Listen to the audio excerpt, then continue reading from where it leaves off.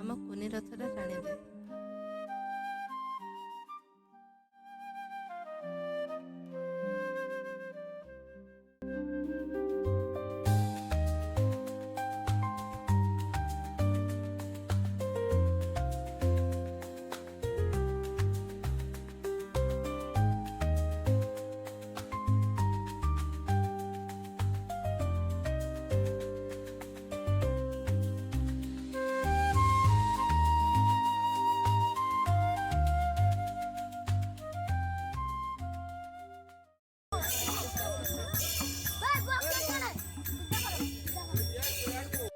ଭକ୍ତ ଭାବରେ ବନ୍ଧା ଭାବଗ୍ରାହୀ ଆଜି ସବୁ ଭକ୍ତଙ୍କୁ ଦେଖିବା ପାଇଁ ବାହାରୁଛନ୍ତି ରଥଯାତ୍ରା କରି।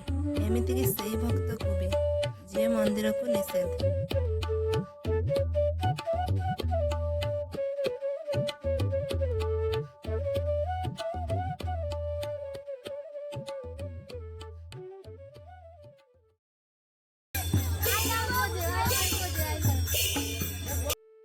ଶ୍ରୀ ଜଗନ୍ନାଥ, ବଡ଼ ଠାକୁର ବଳଭଦ୍ର ଆଉ ଦେବୀ ସୁଭଦ୍ରା ଆଷାଢ଼ ମାସର ଶୁକ୍ଳପକ୍ଷ ଦ୍ୱିତୀୟା ତିଥିରେ ଦେଉଳ ଛାଡ଼ି ଗୁଣ୍ଡିଚା ଯାତ୍ରା କରନ୍ତି।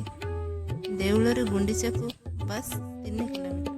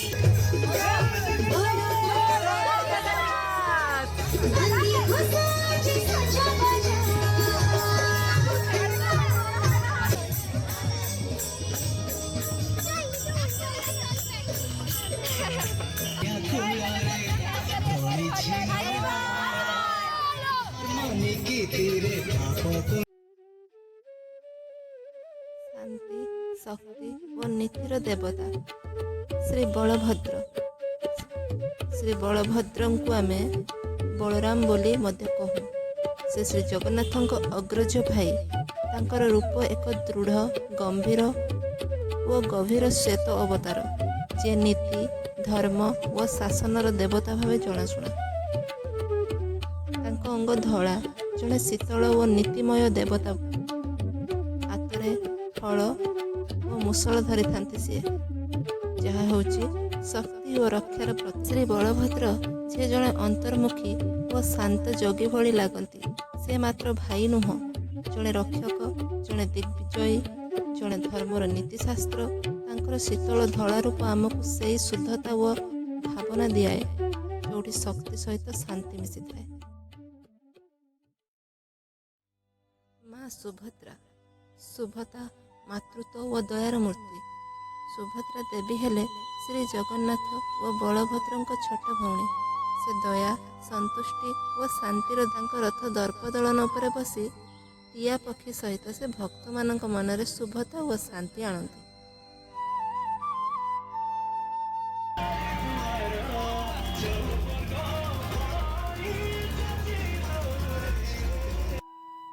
ଜଗତର ନାଥ ଜଗନ୍ନାଥ, ସମସ୍ତ ଜୀବର ଠାକୁର। ଜଗନ୍ନାଥ ହେଉଛନ୍ତି ଶ୍ରୀକୃଷ୍ଣଙ୍କ ନୀଳ ରୂପ। ଶ୍ରୀ ଜଗନ୍ନାଥଙ୍କ ଶରୀର ଏକ ଦୁର୍ଲଭ ଦର୍ଶନୀୟ ଶୈଳୀରେ ଗଠିତ।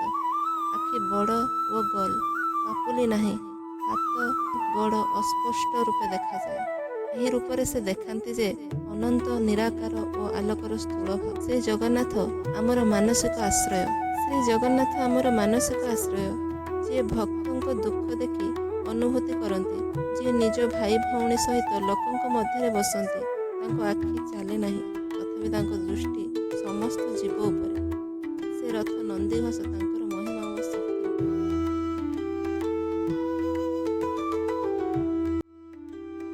ତୁମେ ଯେତେବେଳେ ଜଗନ୍ନାଥଙ୍କ ଦେବମୂର୍ତ୍ତି ଦେଖିବ, ସେଇ ଦୁଇଟି ବଡ଼ ଚକ୍ରାକାର ଆଖି ତୁମକୁ ତାଡ଼ିବ। ମନ ଭିତରେ ଏକ ଶାନ୍ତି, ଏକ ଭକ୍ତି ଜନ୍ମ ନେବ। ଶ୍ରୀ ଜଗନ୍ନାଥ ଦେବଙ୍କ ଆଖି ବିଶ୍ୱର ଅନ୍ୟ ଗୋଟିଏ ଦେବତା ଠାରୁ ପୁରା ଭିନ୍ନ। ଏହାକୁ ଓଡ଼ିଆରେ କୁହାଯାଏ ଚକା ନୟନ। ଏହି ଆଖିରେ କୌଣସି ପାପୁଲି ନାହିଁ, କୌଣସି ଅଭିନୟ ଓ ଭାବ ବିଭାବ, କେବଳ ଏକ ଗମ୍ଭୀର ଅଭିବ୍ୟକ୍ତି। ଜଣେ ଦେବ ଯିଏ ସମସ୍ତଙ୍କୁ ଏକ ଭାବରେ ଦେଖନ୍ତି, ଜଣେ ତଥାଗତ ଯିଏ କେବଳ ଜଣାନ୍ତି ଦୟା, ଭକ୍ତି ଓ ମୋକ୍ଷର ପଥ। ତାଙ୍କ ଆଖି ଗୋଲ ଓ ବଡ଼, କାରଣ ସେ ସମସ୍ତ ଲୋକଙ୍କୁ ସମଦୃଷ୍ଟିରେ ଦେଖନ୍ତି। ନାହିଁ ଭେଦଭାବ, ନାହିଁ ଅଭିମାନ।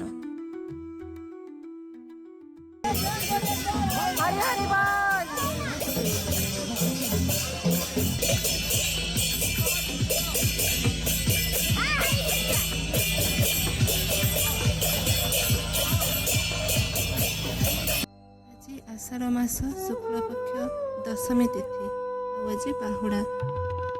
ଆଜି ଗୁଣ୍ଡିଚାରୁ ରଥ ଶ୍ରୀଜୀଉଙ୍କ ବଡ଼ଦେଉଳକୁ ପ୍ରସ୍ଥାନ କରେ।